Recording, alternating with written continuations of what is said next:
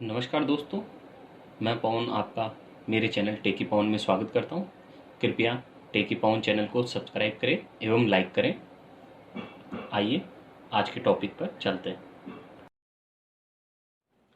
आज का टॉपिक है fixed cost and variable cost, स्थिर लागत व परिवर्तनशील लागत। स्थिर लागत को स्थिर लागत, बंदी लागत, पूरक लागत, ऊपरी लागत, अप्रत्यक्ष लागत या अचल लागत भी कहते हैं। उत्पादन के स्थिर साधनों पर किए जाने वाले खर्च को ही स्थिर लागत कहते हैं। जैसे मशीन व प्लांट पर किया गया व्यय, भूमि व इमारत पर किया गया व्यय, लाइसेंस फीस, स्थायी कर्मचारियों की मजदूरी तथा वेतन। अब सिंपल सी भाषा में स्थिर लागत होती क्या है? उत्पादन में दो तरह के साधन काम में आते हैं। परिवर्तनशील साधन, जैसे मान लीजिए टीचर हो गए, तो दो तरह के कर्मचारी होते हैं, एक स्थायी कर्मचारी और एक कॉन्ट्रेक्चुअल कर्मचारी। तो स्थायी कर्मचारी आप उत्पादन बंद करो या चालू करो, उनको पेमेंट देनी होगी, इसे हम स्थिर लागत कहेंगे। और जो कॉन्ट्रेक्चुअल कर्मचारी है, जैसे उत्पादन बंद होगा उनको हटा दिया जाएगा, तो वो क्या हो जाएंगे? परिवर्तनशील लागत। क्यों? क्योंकि उत्पादन होता है तभी उनको रखते हैं, वरना उनको हटा देते हैं। अब स्थिर लागत के देखो दो प्रकार होते हैं, कुल स्थिर लागत और औसत स्थिर लागत। तो पहले हम देखते हैं कुल स्थिर लागत, टोटल फिक्स्ड कॉस्ट। कुल स्थिर लागत उत्पादन में परिवर्तन से प्रभावित नहीं होती है, तभी तो स्थिर नाम है इसका। अतः उत्पादन ज़्यादा हो या कम हो या शून्य हो जाए, यह हमेशा स्थिर ही बनी रहती है, तभी स्थिर नाम है इसका। जैसे मशीन प्लांट पर किया गया खर्च आदि। चित्र में आप देख सकते हैं ओजी स्तर पर टीएफसी एक क्षैतिज लाइन है जो ये दर्शा रही है कि उत्पादन की मात्रा बढ़े या घटे, लेकिन टीएफसी ओजी के बराबर स्थिर रहेगी। टीएफसी का एक फॉर्मूला भी है, एएफसी इंटू क्यू, अर्थात एवरेज फिक्स्ड कॉस्ट को क्वांटिटी से गुणा कर दिया जाए तो टीएफसी निकल आती है।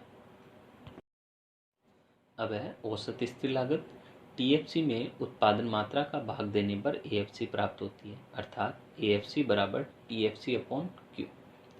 एएफसी वक्र आयताकार अति परिवलय रेक्टेंगुलर हाइपरबोला वक्र होता है, क्योंकि एएफसी वक्र पर स्थित सभी बिंदु समान आयत के क्षेत्रफल को दर्शाते हैं एवं संपूर्ण एएफसी वक्र की लोच इकाई के बराबर होती है। एएफसी वक्र के प्रत्येक बिंदु से संबंधित टीएफसी को दर्शाता है। सिंपल सी भाषा में एएफसी वक्र का कोई भी बिंदु, ए बिंदु, बी बिंदु, जैसे चित्र में दिखा रहा है, अगर वो ए बिंदु बी बिंदु क्या दिखा रहे हैं?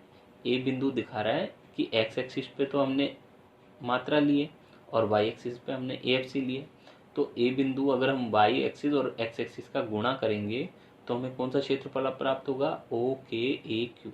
ये ओ के ए क्यू और कुछ नहीं, टीएफसी है। और ये ओ जी बी क्यू वन और कुछ नहीं है, टीएफसी है। तो हो रहा क्या है? टीएफसी क्या होती है? हर बिंदु पर स्थिर होती है।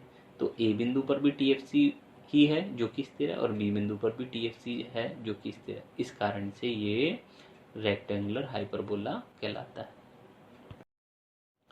अब देखते हैं परिवर्तनशील लागत। इसे परिवर्तित लागत, प्रमुख लागत, प्रत्यक्ष लागत या चल लागत भी कहते हैं। परिवर्तनशील लागतें वे लागतें होती हैं जो उत्पादन में परिवर्तन के साथ प्रभावित होती हैं, परिवर्तित होती हैं।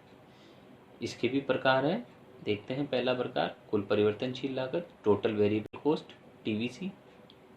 कुल परिवर्तनशील लागत में परिवर्तन से प्रभावित होती है। यह उत्पादन बढ़ने पर बढ़ती है, घटने पर घटती है तथा उत्पादन अगर बंद हो जाए तो यह शून्य भी हो जाती है। इसे टीवीसी कहते हैं। ये मूल बिंदु से प्रारंभ होती है। मूल बिंदु से क्यों प्रारंभ हो रही है? क्योंकि उत्पादन अगर शून्य होगा तो ये टीवीसी भी क्या हो जाएगी? शून्य। इसलिए मूल बिंदु से प्रारंभ होती है। प्रारंभ में यह घटती दर से बढ़ती है, बाद में यह बढ़ती दर से बढ़ती है। इसका कारण है एमसी वक्र की यू आकृति, और एमसी वक्र टीवीसी वक्र का ढाल है, इसलिए इसका ढाल ऐसा है। अब देखते हैं औसत परिवर्तनशील लागत। टीवीसी में उत्पादन की मात्रा का भाग देने पर एवीसी प्राप्त होती है।